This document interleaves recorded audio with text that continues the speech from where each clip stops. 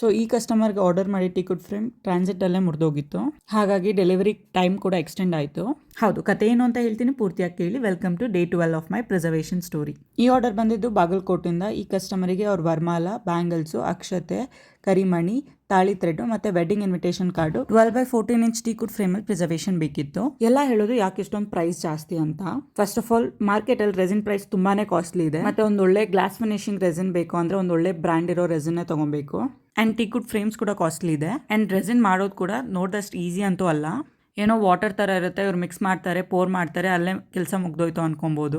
Right from base layer pouring ಇರ್ಬೋದು, designing ಇರ್ಬೋದು, sanding ಇರ್ಬೋದು, ರಬ್ಬಿಂಗ್ ಇರ್ಬೋದು, ಟಾಪ್ ಲೇಯರ್ ಕೋಟಿಂಗ್ ಇರ್ಬೋದು, ತುಂಬಾನೇ ಕೆಲಸ ಇರುತ್ತೆ. ರೆಸಿನ್ ಕ್ಯೂರಿಂಗ್ ಟೈಮ್ ಕೂಡ 24 hours ಇಂದ 42 hours ಇರುತ್ತೆ. ಸೊ ಈ ವಿಡಿಯೋದಲ್ಲಿ ನಾನು ಯಾರ್ಯಾರಿಗೆ ರೆಸಿನ್ ಬಗ್ಗೆ ಐಡಿಯಾನೇ ಇಲ್ಲ ಅವ್ರಿಗೆ ಒಂಚೂರು ನಾಲೆಜ್ ಕೊಡೋದಕ್ಕೆ ಟ್ರೈ ಮಾಡಿದೀನಿ. ಸೊ ಮತ್ತೆ ಸಿಗ್ತೀನಿ ಮತ್ತೊಂದು ಪ್ರಿಸರ್ವೇಷನ್ ಸ್ಟೋರಿಲಿ. ಅಂಟಿಲ್ ದೆನ್ ಟಾಟಾ, ಬಾಯ್ ಬಾಯ್.